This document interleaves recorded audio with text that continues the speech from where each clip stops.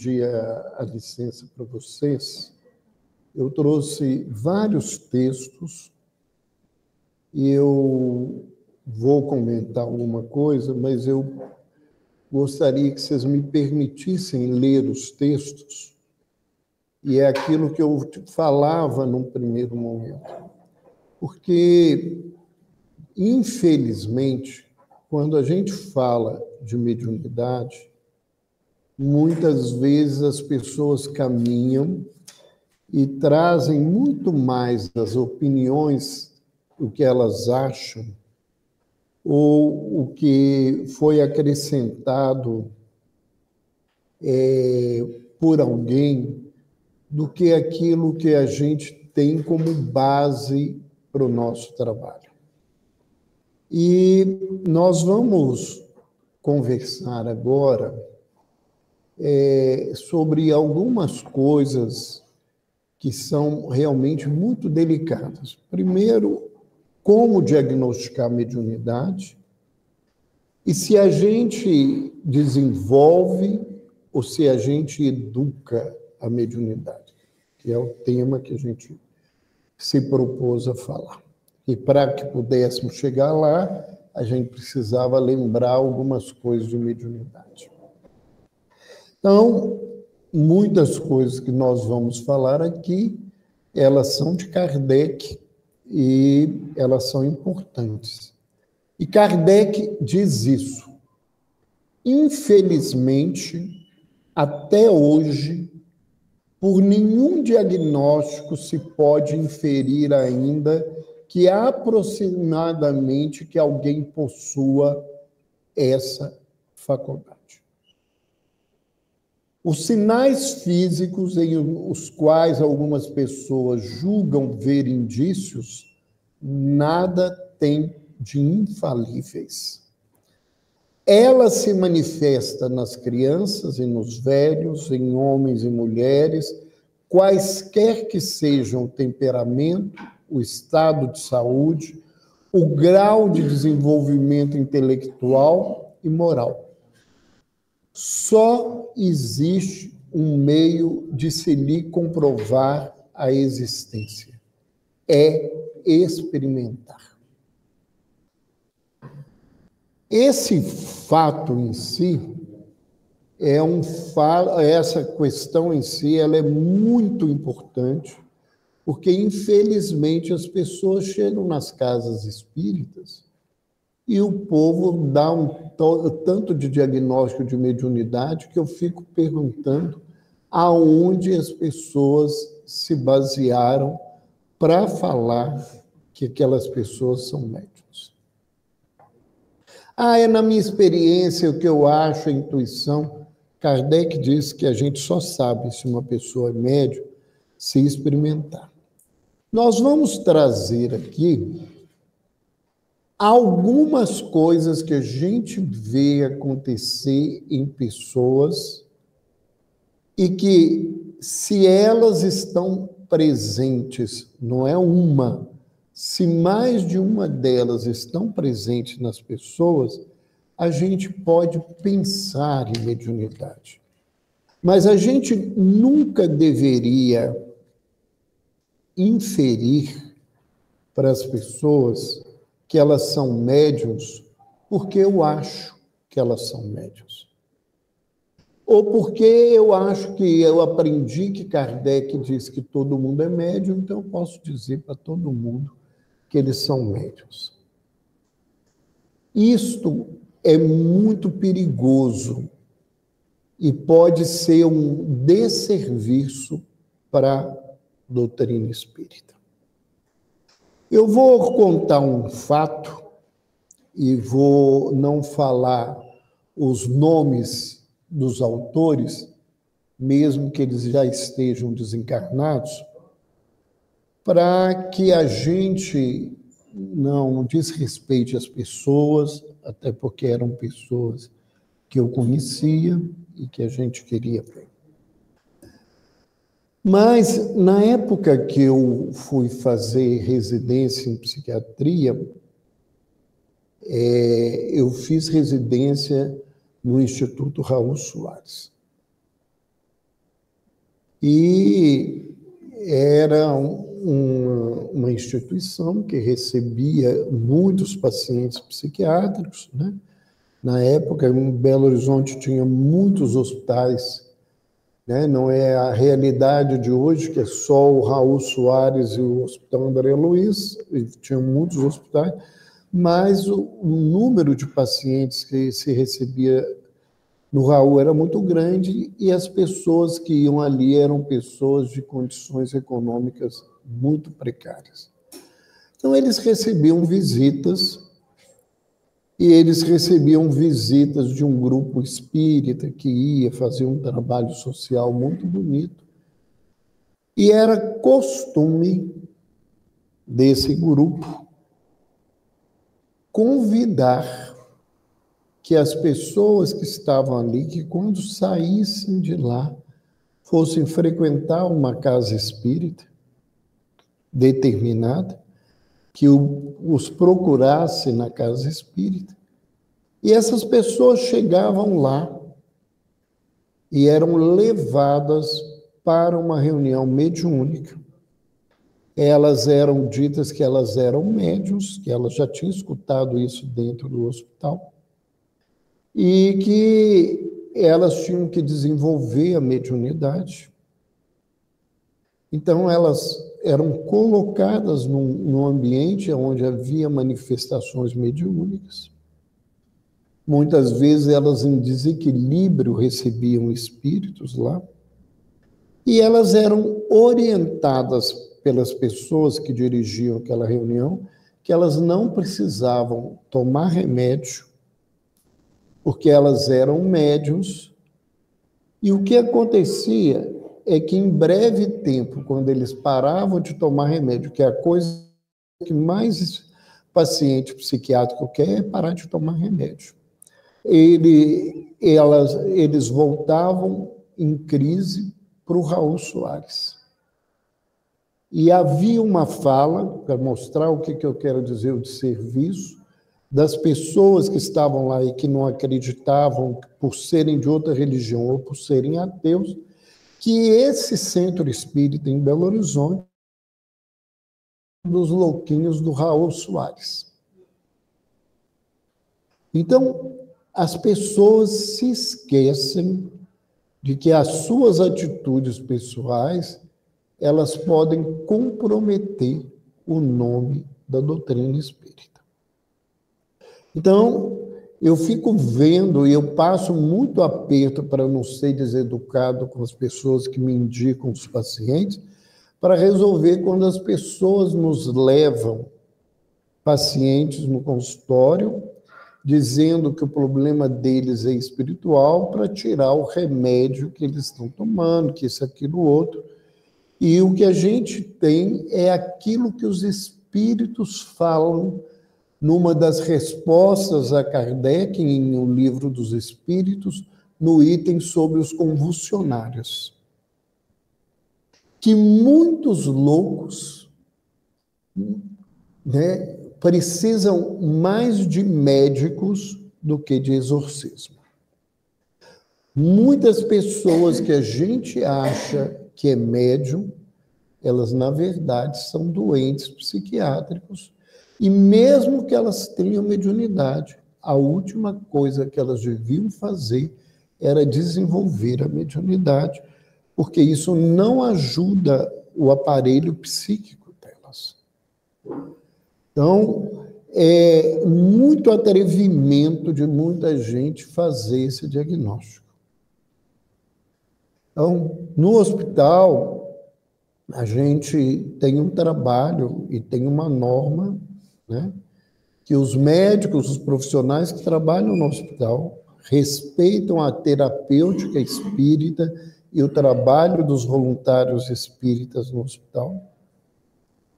E durante muitos anos eu coordenei o departamento de assistência espiritual do hospital, e eu tinha preocupação, e isso não era meu, era da direção, até hoje é assim, que se nós nos sentimos ofendidos quando um profissional de saúde diz para as pessoas que frequentam a casa espírita que eles devem parar de tomar aquela aguinha que não vale nada, que passa e não resolve nada, diz isso, e isso nos incomoda, da mesma forma é um desrespeito a gente querer se intrometer no trabalho médico, psicológico, que não é da nossa alçada. Então, esse negócio de fazer diagnóstico de mediunidade parece um absurdo. O meu marido bebe, é porque você é médium. Fulano caiu na rua, porque é mediunidade. Eu nunca vi achar tanto médium nesse mundo, e quando a gente vai ver, não é essa situação. Mas nós colocamos aqui algumas coisas que, dentro do movimento médico espírita, a gente vê constantemente e buscamos, através da orientação, principalmente das obras de André Luiz, né? Quais os sintomas e os sinais que podem sugerir a presença da mediunidade. Isso não significa que a pessoa é médium, mas a gente pode pensar nisso. Então, quem trabalha aqui com atendimento fraterno são dados que ajudam profundamente para a gente poder fazer essa avaliação. Então, um deles é taquicardia, pessoas que têm batimentos cardíacos acelerados sem nenhuma justificativa clínica.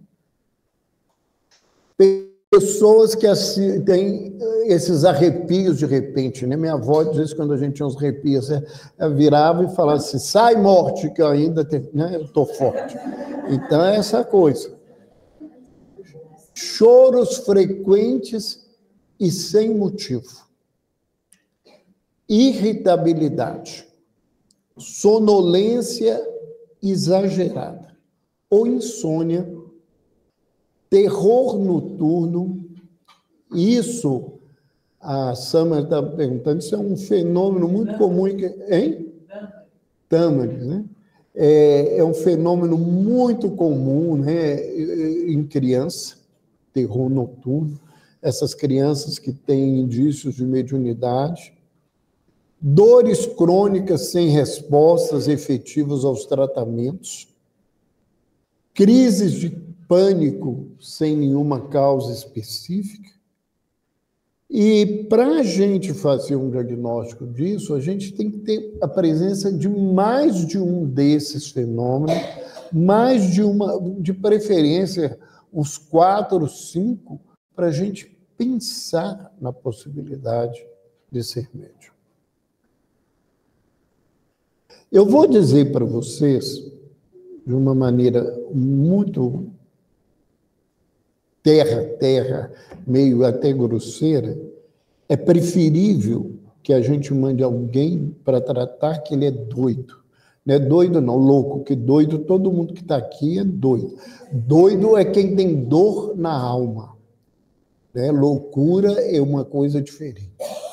É preferível a gente mandar um indivíduo para tratar de loucura, porque a gente hoje tem remédio para tratar, e ele poder ser ajudado e descobrir que depois que o remédio não é o que ele precisa e desenvolver uma mediunidade, do que a gente colocar um psicótico, um doente deprimido grave dentro das nossas reuniões e pela ação espiritual da gente estimular a mediunidade de uma pessoa dessa, ele ser atuado por obsessores e se matar, e que isso teve uma intervenção nossa, de um descuidado da nossa indicação.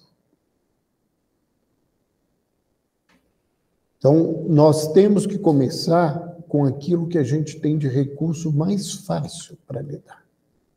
E hoje, até que anteriormente não era, mas hoje a gente tem muitos recursos para tratar de transtornos psiquiátricos. E, às vezes, a gente tem muita dificuldade de tratar de uma pessoa obsediada, até porque os obsessores vão fazendo todo um jogado para que elas não recebam um tratamento adequado, elas não estejam num lugar adequado, e elas aí acabam em situações bastante complicadas. Roberto, esse mundo que nós estamos, esses efeitos positivos, nós vamos ter poucos, né? É uma série bem... Desenvolvimento de mediunidade, né? A gente tem que desenvolver ou tem que educar? Kardec, né, e eu vou trazer isso aqui, ele fala da importância do desenvolvimento da mediunidade. O que é desenvolver a mediunidade? É eu pegar uma habilidade, uma aptidão de um indivíduo, uma faculdade, que é no caso da mediunidade, e ampliar essa possibilidade. Levar com que essa pessoa tenha recursos para colocar essa mediunidade em prática. E nós vamos ver que as colocações de Kardec, elas são muito interessantes, porque dentro do que ele chama de processo de desenvolvimento, ele vai tocar o tempo todo naquilo que a gente chama de educação. O desenvolvimento da mediunidade, ele tem como princípio a necessidade, paralelamente, da educação da mediunidade. Sem isso, a gente vai ter pessoas que têm contatos com os espíritos e que essa vivência com os espíritos podem provocar inúmeros efeitos negativos na vida dessa criatura.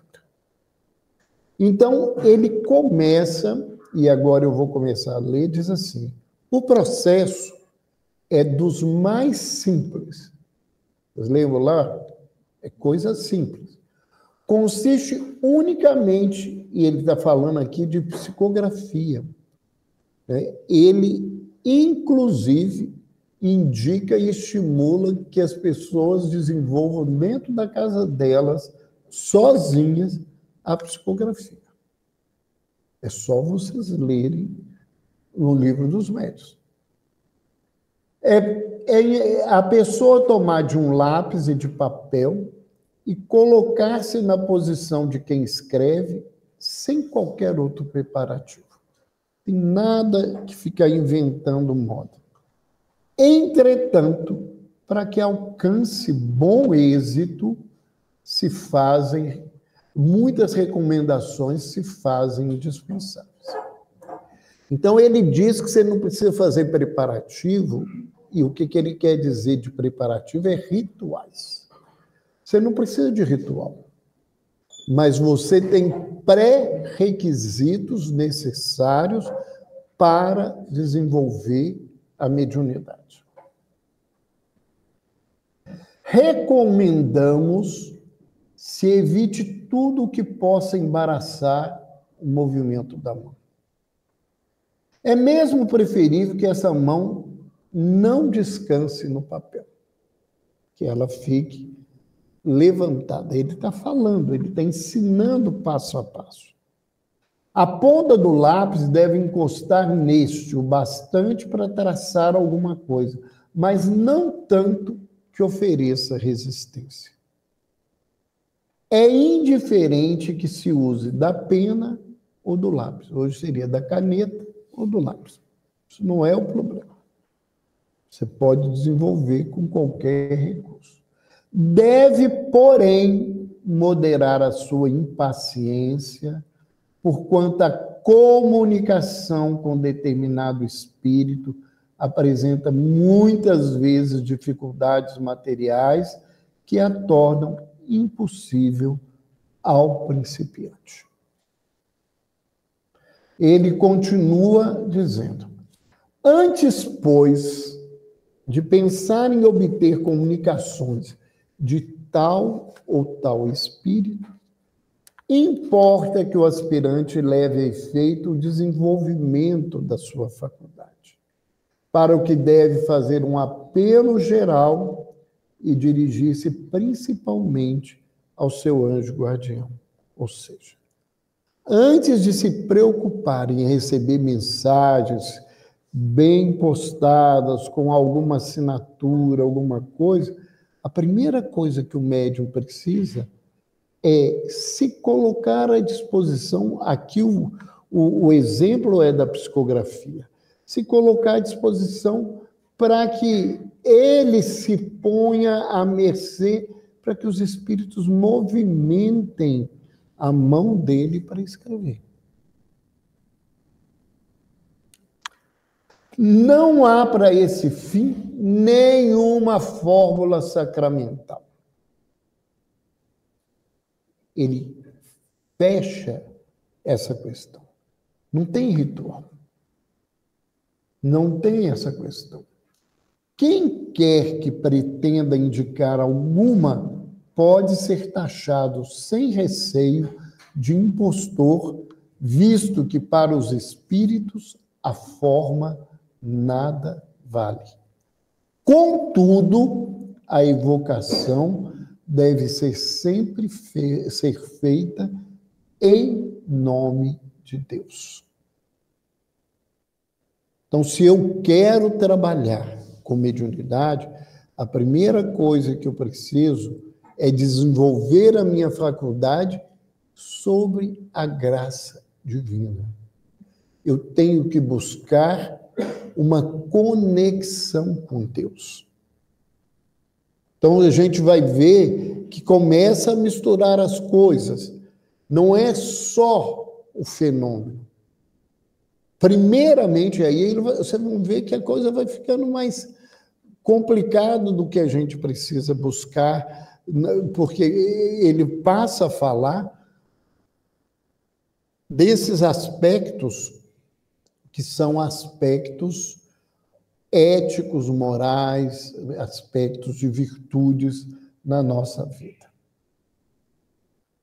Coisa ainda mais importante a ser observada do que o modo da evocação são a calma, o recolhimento, juntas ao desejo ardente e a firme vontade de se conseguir o intuito. Então, nós estamos vendo que não é só a questão do fenômeno. Eu preciso evocar a Deus. E, para isso, eu tenho que ter calma, eu tenho que me recolher, eu tenho que ter vontade, que é desejo ardente, e vontade de conseguir o que eu vou fazer. Por quê? Porque se eu ficar naquela história assim, vai acontecer, não vai acontecer, eu mesmo estou dificultando as coisas. Ou eu estou buscando desenvolver a mediunidade, ou eu não vou trabalhar com a mediunidade. E a partir do momento, e aqui eu não estou propondo que a gente faça sozinho, mas a partir do momento que eu estou trabalhando para desenvolver essa mediunidade, eu tenho que me entregar a Deus. Todas as vezes que eu começo a ficar questionando se é ou não é, quem tem que questionar se é ou não é, se está bom, se precisa mudar, é quem está trabalhando do meu lado, me orientando, me auxiliando. A gente se entrega ao trabalho. O que é se entregar ao trabalho? É deixar que o trabalho aconteça de qualquer jeito? Não.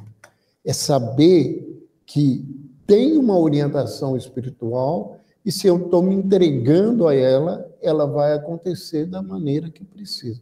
Como é que acontece com cada um? É individual. Muitas vezes as pessoas me perguntam, né? Eu não vou colocar o plural, o individual, assim, como é que você trabalha a psicografia?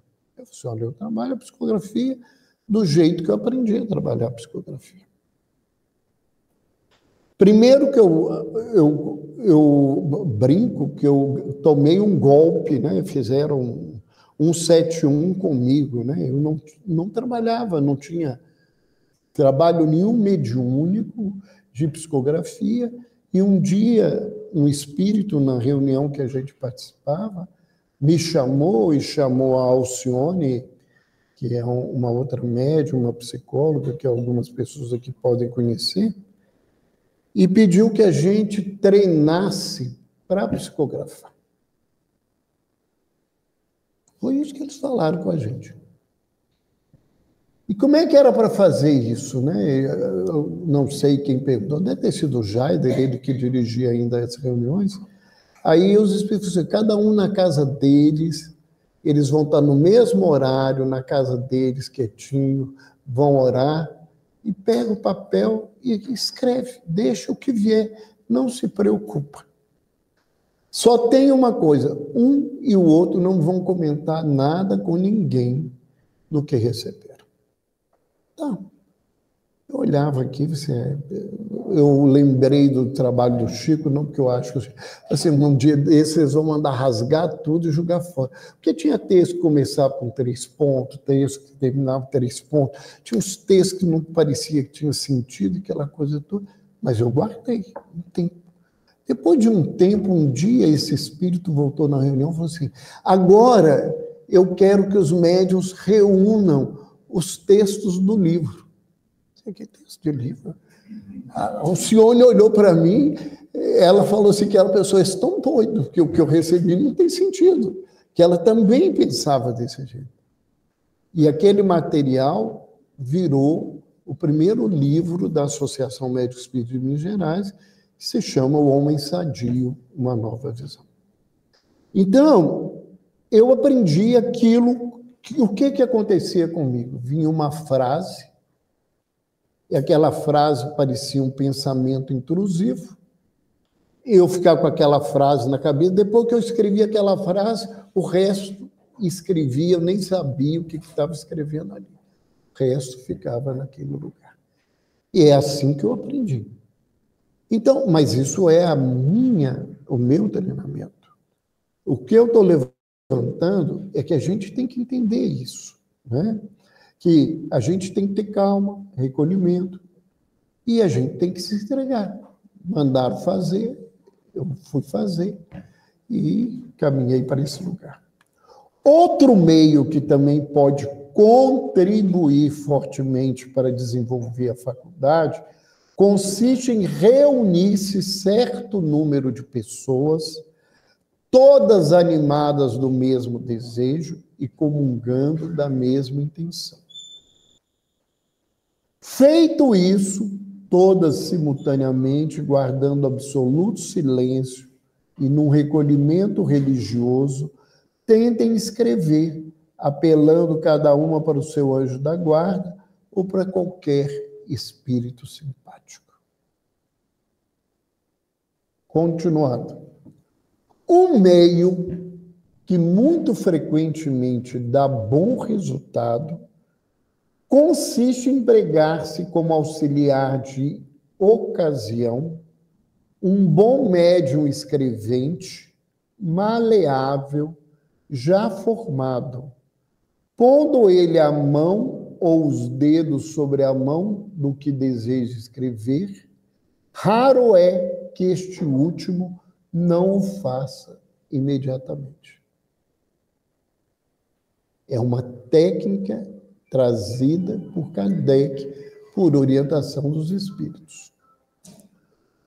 Compreende-se o que em tal circunstância se passa. A mão que segura o lápis se torna, de certo modo, um apêndice da mão do médium, como seria uma cesta ou uma prancheta. Isto, porém, não impede que esse exercício seja muito útil, quando é possível empregá-lo, visto que, repetido a miúde e regularmente, ajuda a vencer o obstáculo material e provoca o desenvolvimento da faculdade. Algumas vezes, basta mesmo que o médium magnetize com essa intenção. E idêntico efeito pode também produzir-se sem nenhum contato, apenas com a vontade auxiliar desse médium que já tem mais experiência. Então, ele está trazendo para a gente vários recursos que a gente pode se usar. O que Kardec traz sobre formação dos médiuns? Tem-se procurado processos para a formação dos médiuns, como se tem procurado diagnósticos, mas até hoje nenhum conhecemos mais eficaz do que os que indicamos. E o que ele indica é da experiência, é do trabalho, né? Que todos os trabalhos de formação mediúnica, eles não significam que as pessoas que vão passar por eles vão conseguir desenvolver a mediunidade e nem se eles vão conseguir ter mediunidades eficientes, produtivas, como as pessoas esperam. Na persuasão de ser uma resistência de ordem toda material, o obstáculo que encontra o desenvolvimento da faculdade, algumas pessoas pretendem vencê-la por meio de uma espécie de ginástica quase deslocadora do braço e da cabeça. Então, ele está fazendo uma crítica aqui, e a gente vai ver, é um método que o povo usava para desenvolver mediunidade na América do Norte. E ele diz que aquilo lá era perigoso, era deslocar o pescoço, deslocar o braço e não resolver nada. Que ele nem ia falar para que as pessoas, como é que era, para não incentivar os outros a buscar. Então, a gente vai ver. Se não existirem rudimentos de faculdade, nada poderá produzi-los. Nem mesmo a eletrização, que é o fenômeno que ele propôs antes, que já foi empregada, sem êxito, com o mesmo objetivo. Então, não adianta querer desenvolver mediunidade em quem não tem mediunidade ostensiva. Não resolve. Você tem que ter um rudimento de mediunidade. Você tem que ter algo que leve você a trabalhar nesse processo e nesse contexto. Quais são os requisitos para ser médium? Kardec traz o seguinte: no médium aprendiz, a fé não é condição rigorosa. Alguém vai se assustar com isso. Isso é Kardec falando para a gente. No aprendiz, a fé não é condição rigorosa. Sem dúvida, lhe secunda os esforços, mas não é indispensável. A pureza da intenção, o desejo e a boa vontade bastam. Por quê? Porque fé não cai do céu. Fé a gente desenvolve. Porque tem gente no mundo que acha que fé cai do céu, que esperança cai do céu, que amor cai do céu. Nada disso cai do céu, não. A gente desenvolve isso na vida. Então, ele está levantando que, para quem está começando, ele não precisa acreditar em tudo que está acontecendo ali. Ele precisa ter uma intenção pura, ele precisa ter desejo e boa vontade. Tem-se visto pessoas inteiramente incrédulas ficarem espantadas de escrever a seu não grado. E a gente vê isso, pessoas que chegam numa casa acompanhando alguém que não tem crença e que, de repente, começam a ter manifestações mediúnicas. Enquanto que crentes sinceros não conseguem, o que prova que essa faculdade se prende a uma disposição orgânica. E aí, nessa questão da disposição orgânica, né, a gente ainda hoje não tem essas comprovações do fenômeno ser uma coisa orgânica, né, a comprovação. Mas isso que Kardec falou começou a abrir um espaço nessa pesquisa que muitos de vocês devem ter visto, porque ela foi a reportagem mais lida esse ano no Brasil, né? A reportagem da Folha de São Paulo, quando foi publicada, a pesquisa da Universidade de São Paulo com a Universidade Federal de Juiz de Fora, em que eles estudaram, né, um grupo de médiuns e um grupo de familiares desses médiuns que não eram médiuns. Eles recolheram a saliva dessas pessoas e fizeram pesquisas genéticas nos centros mais importantes de genética do mundo e descobriram que aqueles médiuns que mais de 50 daqueles médiuns que foram estudados possuíam 33 genes que não estavam presentes nos seus parentes que não eram médiuns e que eram semelhantes entre uns e outros. Então, nós estamos caminhando, né, para a ciência comprovar coisas que nós, os espíritas, que abandonamos a parte científica da doutrina, ficamos só com a parte filosófica e religiosa, deveríamos ter assumido e feito, porque era obrigação nossa. Né? Então, esse trabalho, ele teve uma repercussão tão grande, essas atividades tiveram uma repercussão tão grande, que um desses pesquisadores recebeu agora em abril o maior prêmio da Associação Psiquiátrica Americana, voltado para a saúde e espiritualidade, pela repercussão dos trabalhos que ele levanta dentro de toda essa perspectiva. Né? Embora esse pesquisador seja espírita, muitas vezes no trabalho dele de pesquisa, ele enfrentou, e eu não estou dizendo por acaso, eu conheço a história, eu acompanho o trabalho dele, colaboro com o que eu posso no trabalho dele.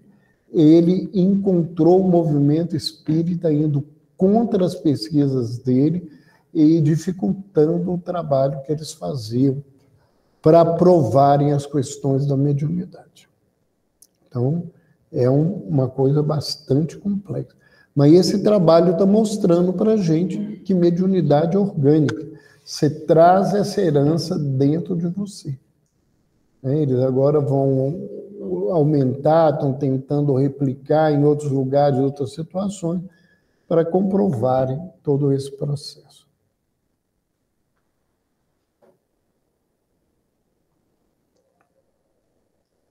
Nos domínios da mediunidade, André Luiz nos diz o seguinte: em mediunidade, portanto, não podemos olvidar o problema da sintonia.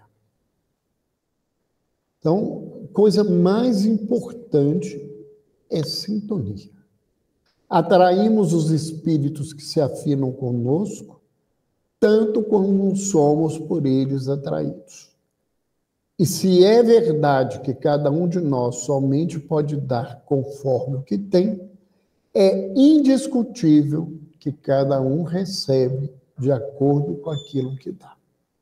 É uma fala de Aulus. Então, o que acontece? O fenômeno mediúnico é um fenômeno simples, de sintonia.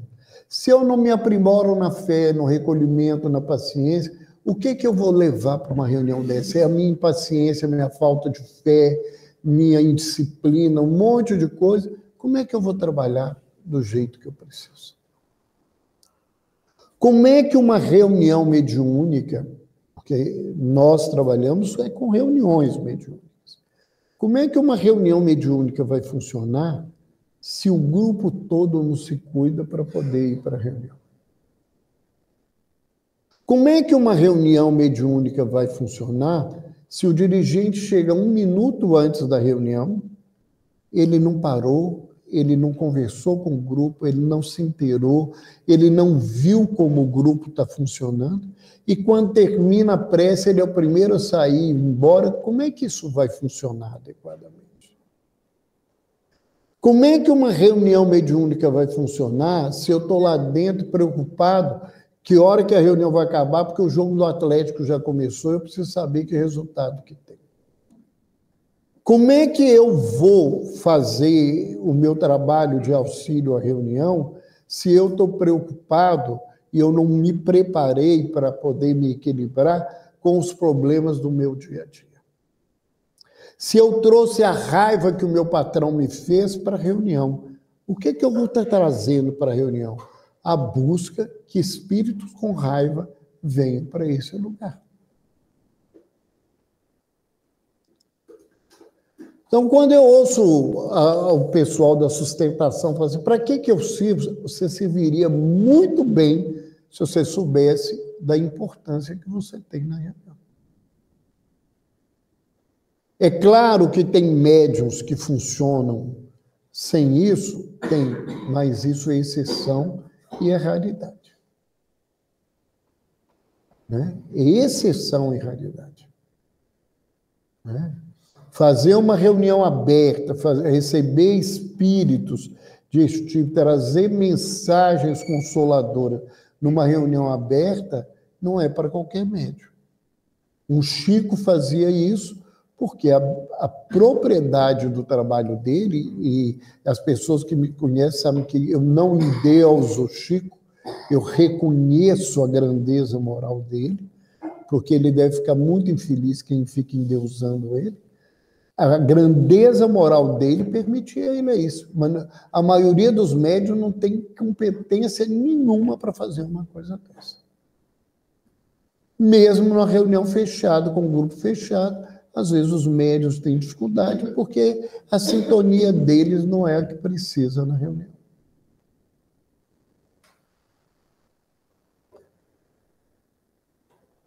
Então, nós vamos colocar aqui algumas coisas que o Espírito Carlos nos fala, dos textos dele sobre mediunidade. Ele diz que o trabalho de assistência aos sofredores deverá ser sempre uma revivência da última Páscoa. Então, que a gente deveria fazer essa possibilidade de conexão com Cristo, como os discípulos puderam fazer naquele momento com Jesus.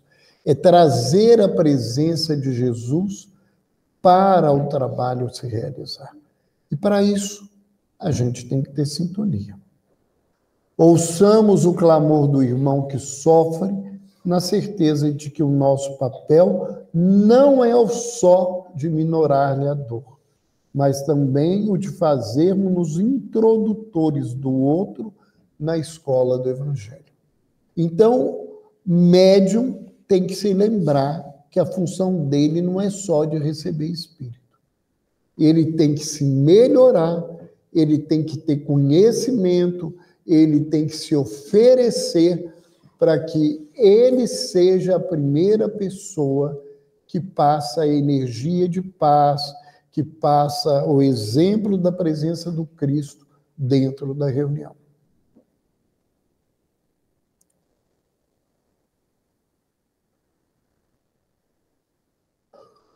Um fator primordial na tarefa mediúnica é a prudência.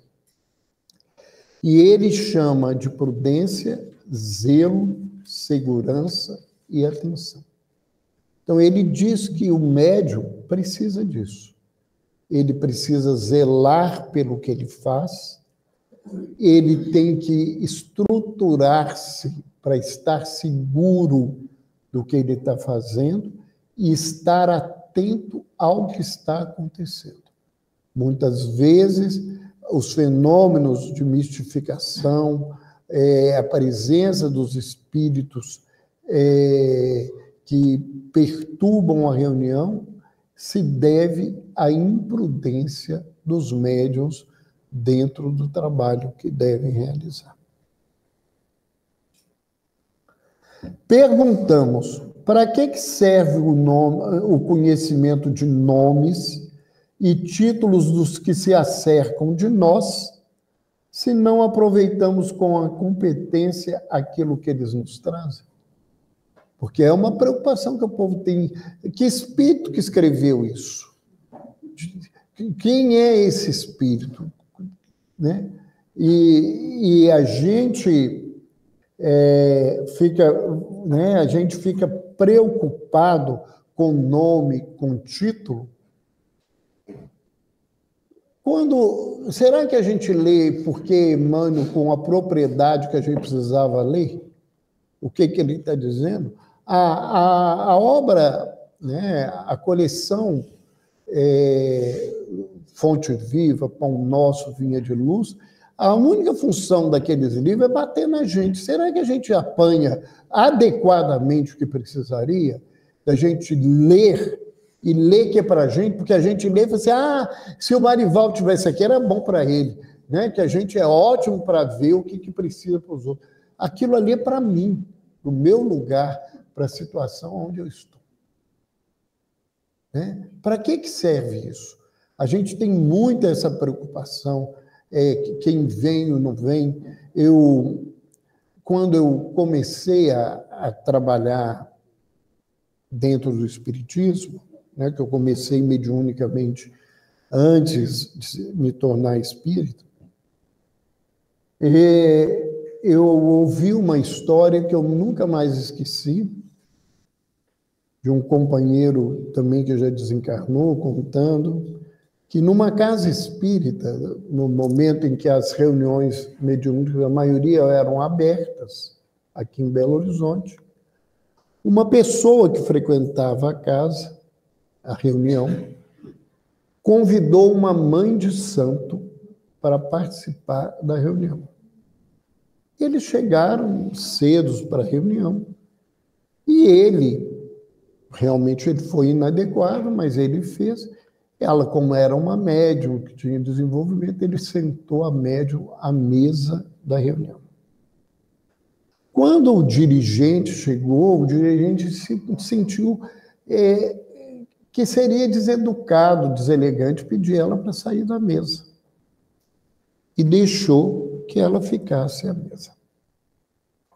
Então, quando fez a leitura, fez a prece, que eles abaixaram a luz e começou a médium, que era uma médium desenvolvida, imediatamente começou, mozinho filho, louvado seja Nosso Senhor, e recebeu uma preta velha.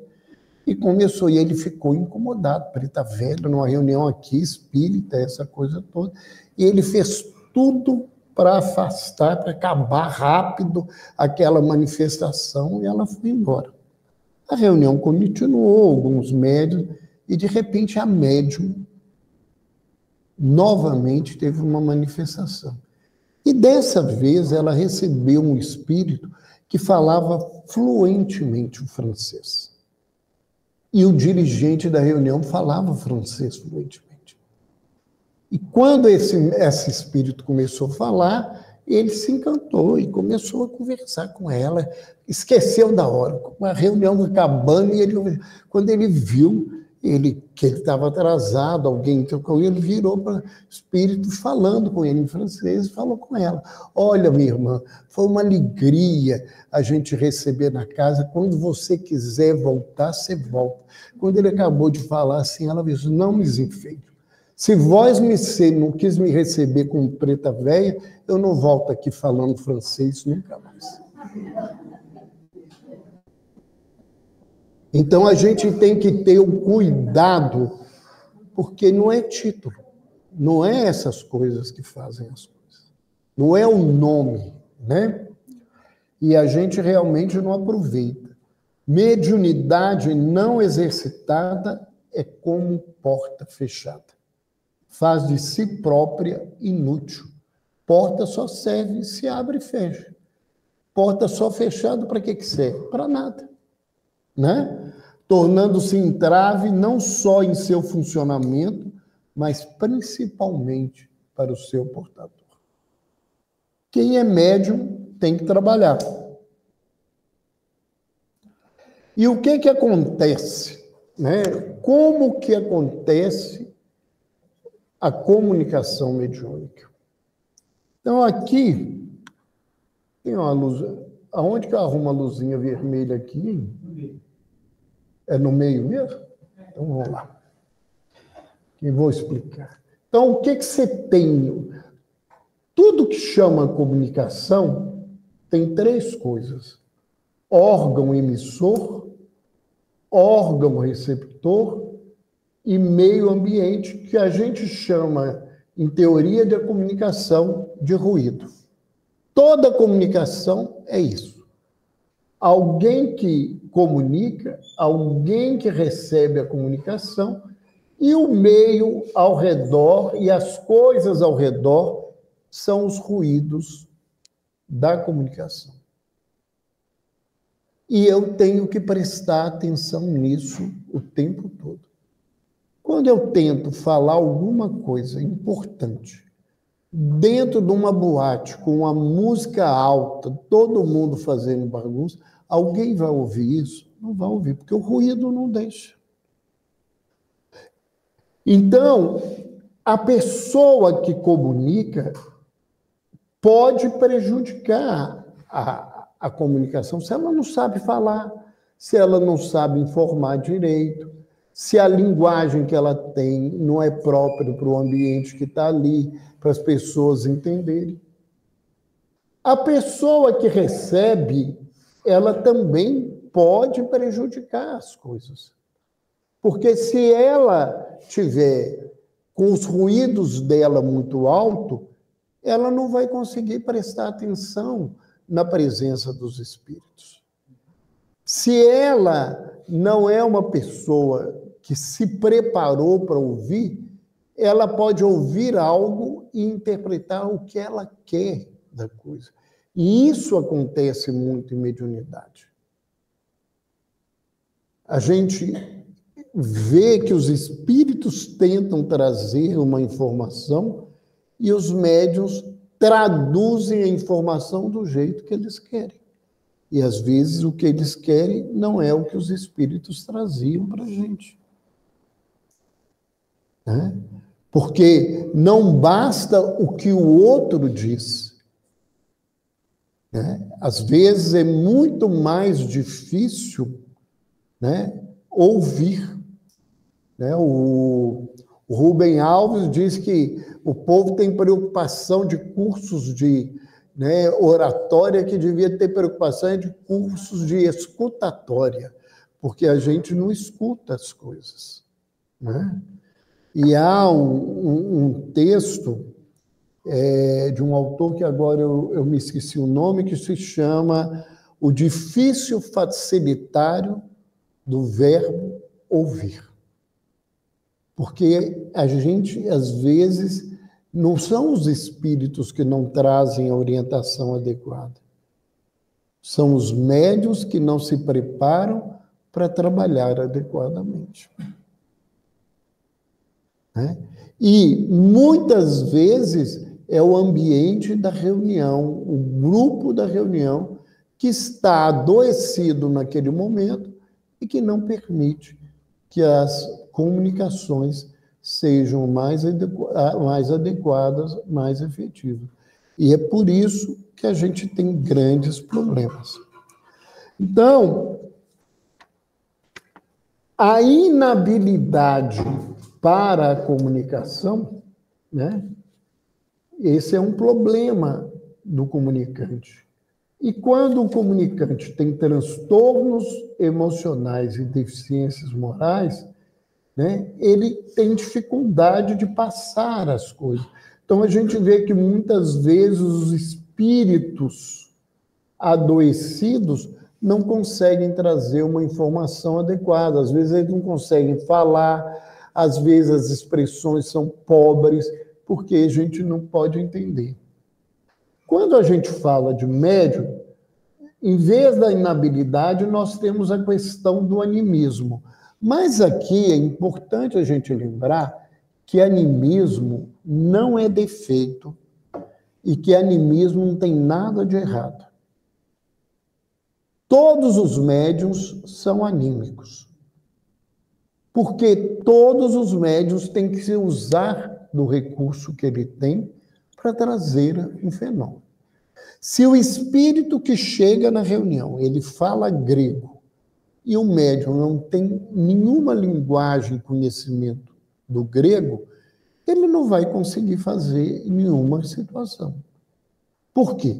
Porque ele precisa da bagagem dele para ajudar. Então, uma coisa importante é médium estudar, melhorar o nível de cultura, conhecer a doutrina, ter uma linguagem mais rica, entender de mediunidade, fazer todas essas coisas, para ele ter recurso de trazer as coisas com maior propriedade. Porque o médium, ele só pode usar do seu cérebro e da sua capacidade para trazer o fenômeno mediúnico para cá. Ele não acontece magicamente. Magicamente. Se você não tem a linguagem, você vai precisar de uma ajuda muito grande.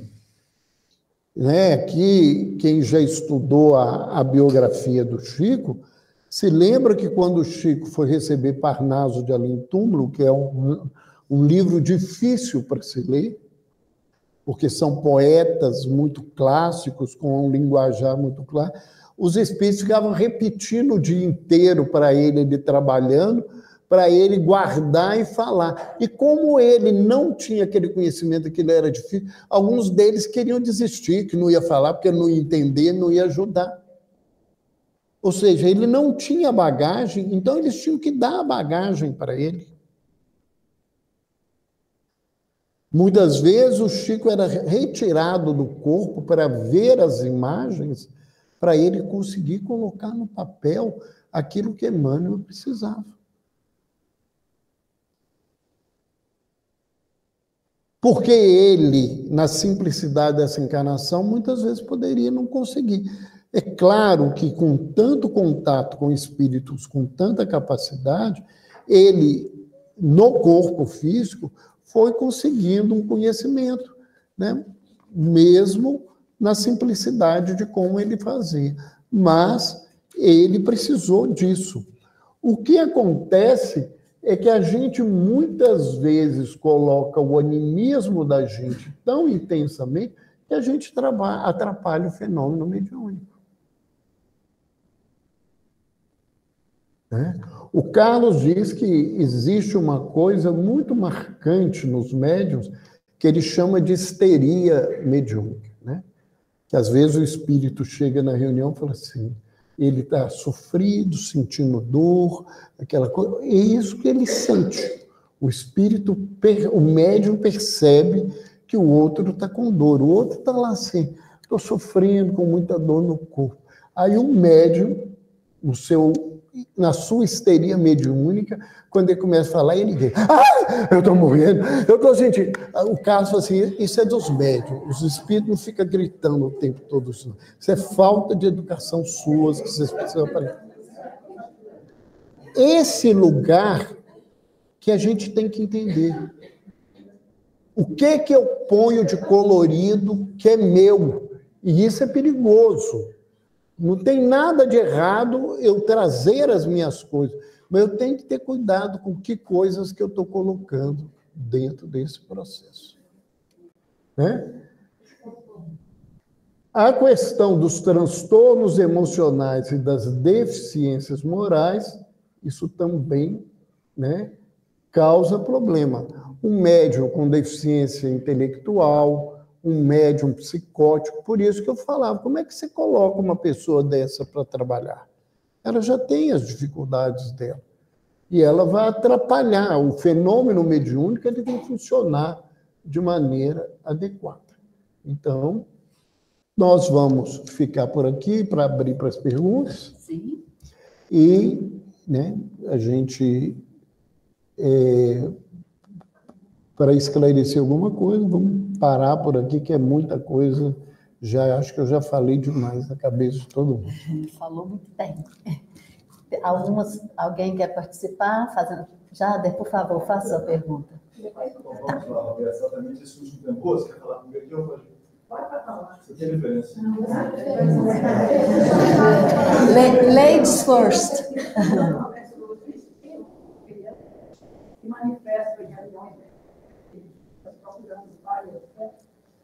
O que você como é que entender isso?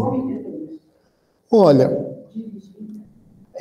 muitas vezes essas criaturas, né, elas estão num processo de aprendizado, né?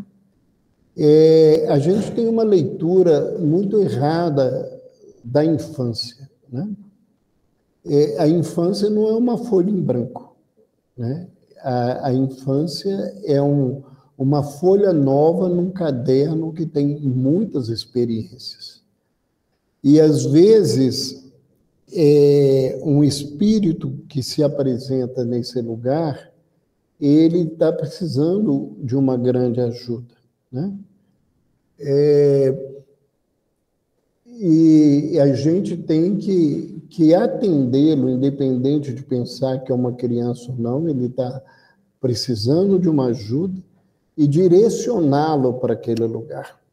Assim, olha, eu não sei quem que é o seu pai e sua mãe, mas eu vou chamar alguém que possa te encaminhar e que possa te ajudar. Pode ser uma mistificação? Pode, mas nem sempre o é, né? E a gente tem experiências assim de comprovação desses espíritos e que posteriormente a gente teve dados para entender até a presença deles, a reencarnação deles em outro processo dentro do contexto histórico. Então, a gente tem que lidar com a pessoa do jeito que ela vem. Porque esse negócio de querer moldar o médium, que não pode receber isso e não pode receber aquilo, a gente aumenta o animismo e dificulta a pureza das manifestações. O que o médium, o que os espíritos nos falam que nunca deve acontecer numa reunião e que um dirigente tem que coibir de toda forma, é que os espíritos desrespeitem Deus dentro do ambiente da reunião. Ninguém tem o direito de blasfemar contra Deus dentro da reunião. Isso, o coordenador da reunião deve se dirigir ao médium de uma maneira segura, que isso não se repita e não permitir que o espírito faça isso. A casa aonde eles estão é uma casa de Deus. E o mínimo que se tem que fazer é o respeito a Deus. Né? Ah, mas eles não acreditam. Ao contrário, eles acreditam em Deus. Tem uma fala que Jesus repete do Velho Testamento que é verdadeira. Crê em Deus, até os demônios creem e estremecem quando escutam-lhe o nome. Então, todos sabem da existência de Deus. Eles não querem a Deus na vida deles. Isso é o problema deles. Eles querem ser Deus. É outra coisa. Mas eles têm que respeitar a Deus. Agora, é que não pode trazer isso, senão a gente vai criando fantasia, vai fazendo um espetáculo e não um trabalho mediúnico. Eu tenho muito medo desse cerceamento, porque eles acabam impedindo a realidade dos fenômenos mediúnicos. Pode falar, Jader. O Jader. Eu quero aproveitar a pergunta da moça, porque não tem em cima da tela, mas a minha pergunta Vai, você tem direito a 2? Só porque você ficou me procurando 40 dias em seguida? É crível ter uma criança, espírito desencarnado, no plano espiritual perdida. É crível isso? É porque um espírito desse, às vezes ele desencarnou, mas ele retoma as dificuldades dele. Ele não desencarnou porque ele está bem. Ele não aceitou. Nós não podemos esquecer que quando você sai do corpo, você retoma um monte de conteúdos que você não tem ideia. Então, quando você vê espíritos com conhecimento igual no livro Voltei, né, que o Frederico Figner mostra quanto que ele foi obsediado e lado de fora. Por quê? Porque, embora ele tenha sido a figura que ele foi para o movimento, ele carregava um monte de coisas dentro dele que, ao desencarnar, vieram de volta. Então, às vezes, uma criança, ela desencarna e ela vai se preparar para um outro momento, para uma outra situação. E, às vezes, ele está desencarnado, ele não se permitiu ser ajudado. Porque, ao retornar determinadas coisas dentro dele, ele ficou preso no lugar dele.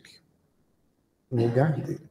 Então, eu te falo isso assim, com tranquilidade, né? Porque algumas pessoas conhecem aqui, que convivem comigo muito próximo, a história do Rafael é uma história dessa. Nós conhecemos o Rafael, hoje ele sabe da história, né? Então, que isso virar público não incomoda ele hoje. Ele foi aprender isso depois que já era doutor, depois que já era advogado, que nós contamos a história. O Rafael chegou numa reunião procurando a mãe e o quarto azul dele. Ele era autista. E ele foi atendido durante um tempo na reunião. E depois ele foi informado que ele ia reencarnar. E aí ele desapareceu da reunião. Ninguém sabia mais nada dele. Um tempo depois, um dia, quem atendia ele, orientava esse espírito, era a esposa do Jair. Aí ele, um dia, voltou, chegou lá e falou assim: titia, eu vim aqui para te falar que eu vou ficar perto de você. E ela entendeu que ele iria ficar na reunião. Ela falou assim: que bom, você vai nos ajudar aqui. Ele falou assim: não, você vai me ver.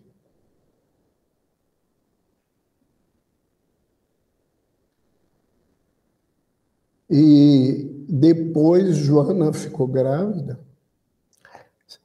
Ela fala que ela tem mania de menino, né? Ela falou que está grávida. Eu disse: como é que você pode estar grávida? Acabou de ficar menstruada, vai gostar de menino lá longe, que isso aqui é que. Ela ficou brava ainda. E ele, na história da vida dele, durante vários anos, ele contava e falava de coisas que ele não sabia e que a gente tinha informações dentro da reunião.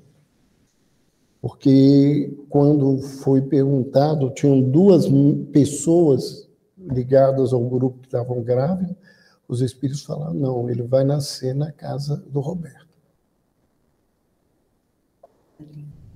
Então, até a questão do quarto azul, que você sabe que ele é muito cruzeirense, você conhece a história, e quando fomos mudar de casa, né, ele virou para a mãe dele e disse: mamãe, eu posso escolher a cor do meu quarto?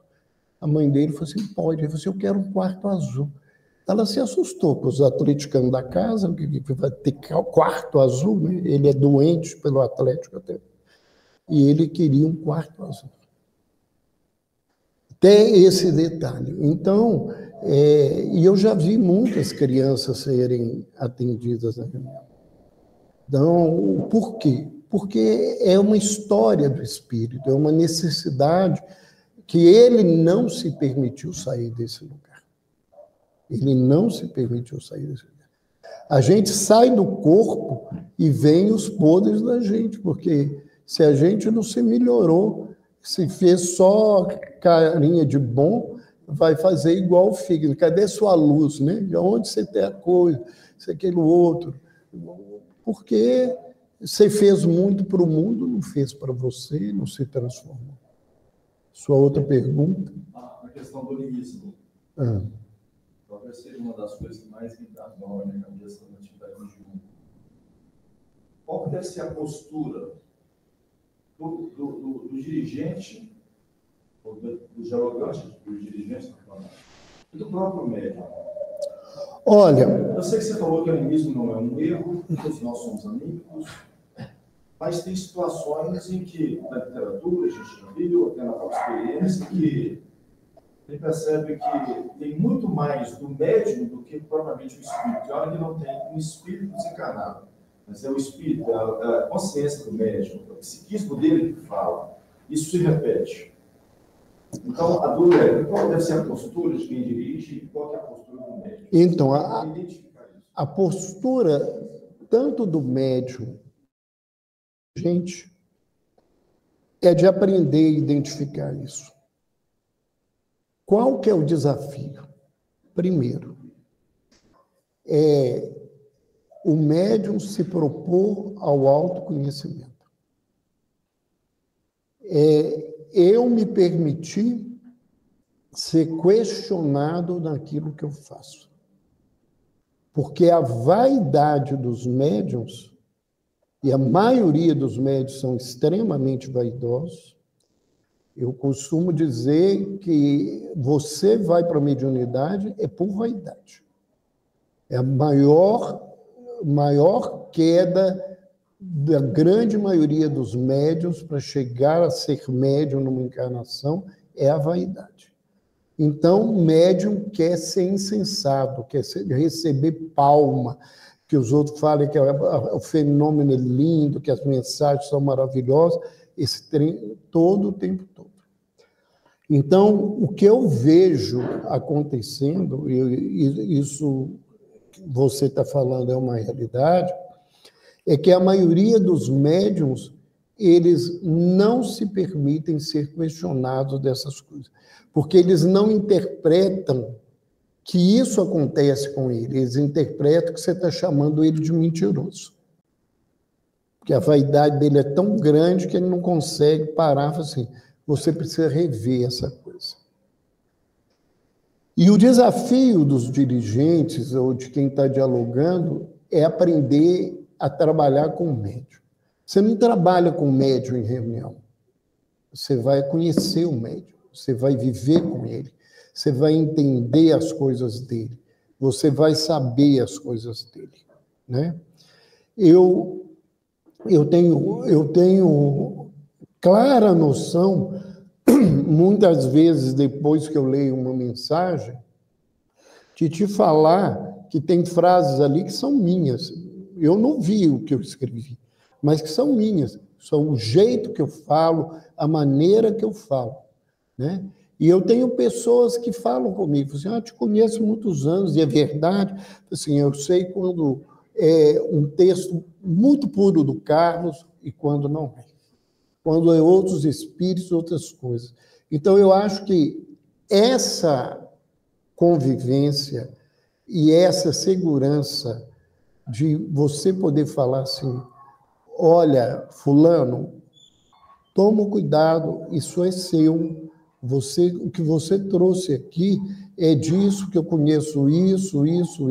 Olha, você deve ter ficado com raiva de alguém hoje, porque a raiva não era do espírito, é o seu contexto. Mas, para isso, eu tenho que criar uma aura de acolhimento, eu tenho que conhecer, é o que eu falei. Como é que eu dirijo uma reunião Se eu chego lá com 1 minuto faltando, quando termina a reunião, eu vou embora. Eu tenho que chegar mais cedo. Marival, você passou bem? Naná, está tudo tranquilo? Como é que está a Regina? Como é que foi as coisas? O que aconteceu? Ô, Jade, está tudo bem na sua casa? Porque se eu não souber o que está acontecendo, eu também não vou conseguir identificar o que está errado na reunião, no sentido de que aquilo ali hoje é manifestação do grupo, não é manifestação dos espíritos. Então a gente precisa, isso é uma construção que não se faz na reunião. E isso tem que ser feito no dia a dia. Né? Eu tenho que me permitir essa coisa. Né? E para que eu fale para um médium, eu tenho que ter autoridade. E a minha autoridade é no papel que eu cumpro, no cuidado que eu tenho com ele, no respeito que eu tenho com ele. Porque se eu falo e isso não existe, ele não vai ouvir. Ele vai ficar incomodado, ele vai sair do grupo, ele não vai ficar naquele lugar. Então, é uma atividade que precisa ser feita. Lá do fundo, primeiro. Eu quero, primeiramente, agradecer. Hoje foi quebrado um tabu que é necessário falar para... Deveria ser falado para todos os centros espíritas. Eu venho de uma casa espírita, eu trabalhei mais de 40 anos como médico. E, de repente, eu vim para cá. E vivo aqui no bairro. E eu fui trabalhar num centro espírita, que não vou dizer o nome, por questões, né? E lá eu tive um trato que me trouxe muita preocupação. Eu sou médium emocional. Eu sinto o que o espírito sente. E muitas vezes eu me afasto e vejo. Então eu choro. Não grito, como foi falado, mas eu choro e sinto as emoções que ele está sentindo. Eu fui chamado a atenção em público que o médium não deveria agir assim. E tinha que ter disciplina. Eu falei, meu Deus, eu sempre trabalhei assim, e de repente, eu estou trabalhando já há mais de 40 anos errado. Então eu tive essa preocupação de não chorar mais, mas isso me atrapalhou. Então eu preferi sair do centro, porque eu não estava conseguindo ter atividade mediúnica. E essa coisa que você falou também a respeito do nosso irmão Jader, que deve ser conversado com o médico, sim, mas tem que ser conversado em particular, jamais na frente de ninguém, porque é uma coisa muito pessoal. Foi o que aconteceu comigo. Então, houve realmente, eu estou buscando a saída. Obrigado aí pelo seu depoimento. Viu? A minha pergunta é, eu vi, né, no seminário, cai de paraquedas lá para o Thiago Maior, mas a pergunta é, o médico já teve manifestações, ele pode, ou se ele deseja desenvolver, ele tem que desenvolver, ou ele pode se educar no espiritismo e não desenvolver? Tá. Só complementando um pouquinho a sua pergunta, que é a mesma linha, se a opção é cair fora, nem desenvolver, Fugir.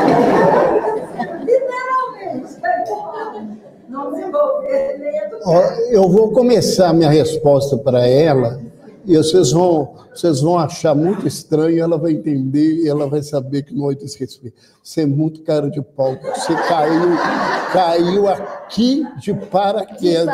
Você veio me ouvir aqui de paraquedas, né? Ó, cara de pau sua, né?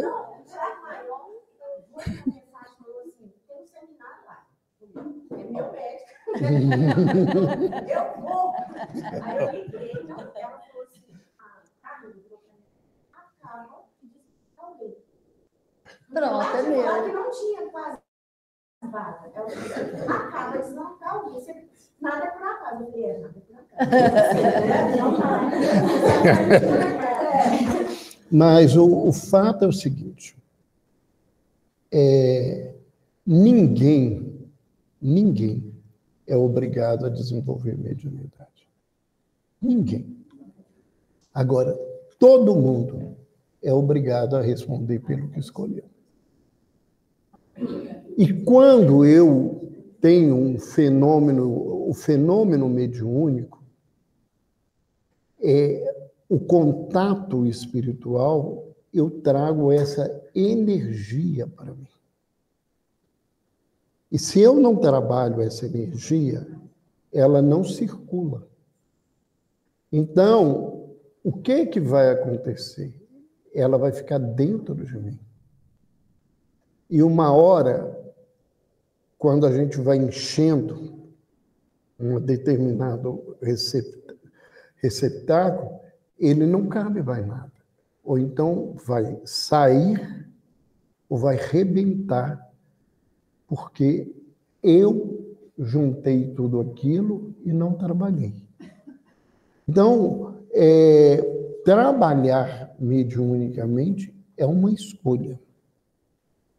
Não trabalhar é uma escolha. Só que não existe uma coisa que a gente tem que aprender. Tudo na vida tem um preço.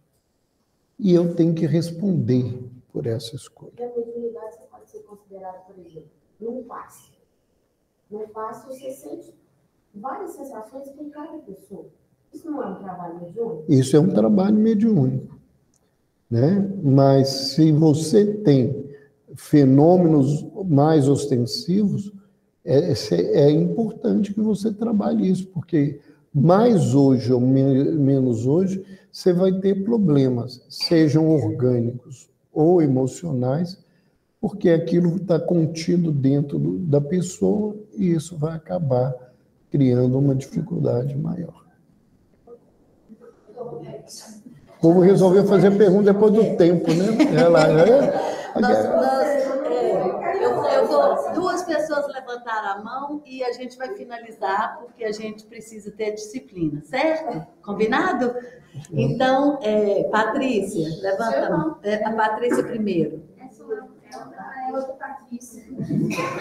Quando você estava falando da parte... Levanta, por favor, Paty. Quando você estava falando da parte da questão do tratamento da psicografia,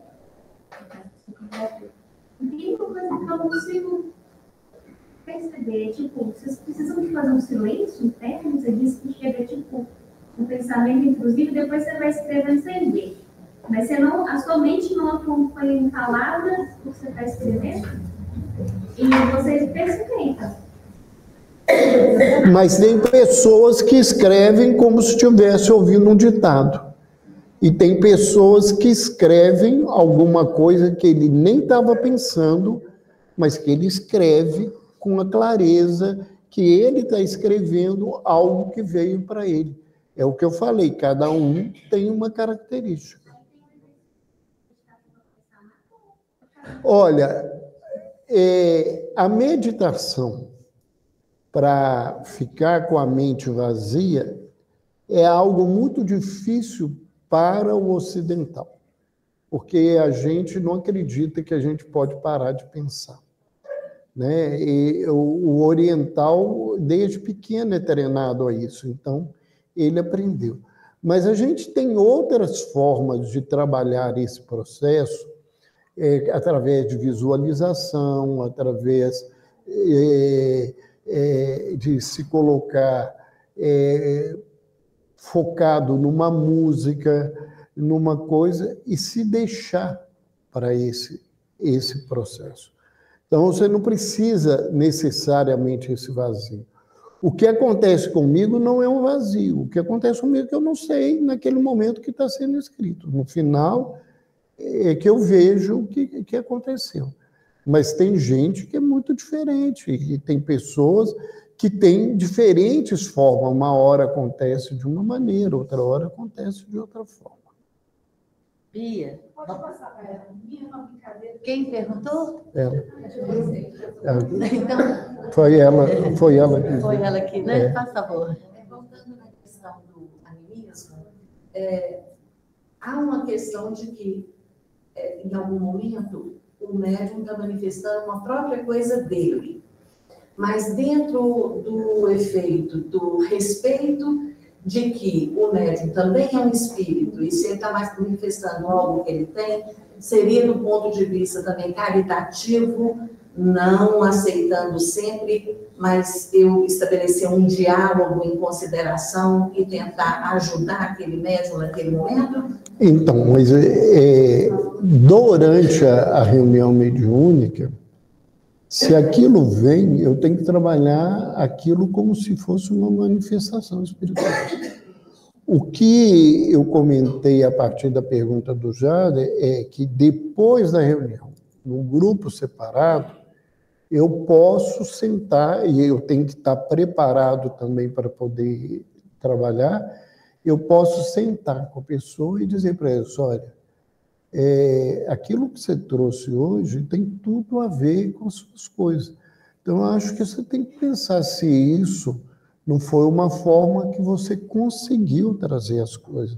Eu espero que o que eu te trouxe durante a reunião te ajude, mas você precisa tomar mais cuidado, porque o que eu senti é que era você ali trazendo os seus problemas, as suas dificuldades. Agora, para que eu faça isso, é o que eu estou te dizendo. Eu tenho que ter uma relação de confiança e tenho que fazer isso em forma de respeito. Não pode ser uma maneira desrespeitosa com a pessoa. Eu já vi muita gente falando, e a gente não fala isso numa reunião. E isso é muito indelicado, né? A gente não tem que falar isso no público, a gente tem que conversar separado. Por isso que, para o trabalho mediúnico funcionar, a gente tem que conhecer a equipe que está trabalhando.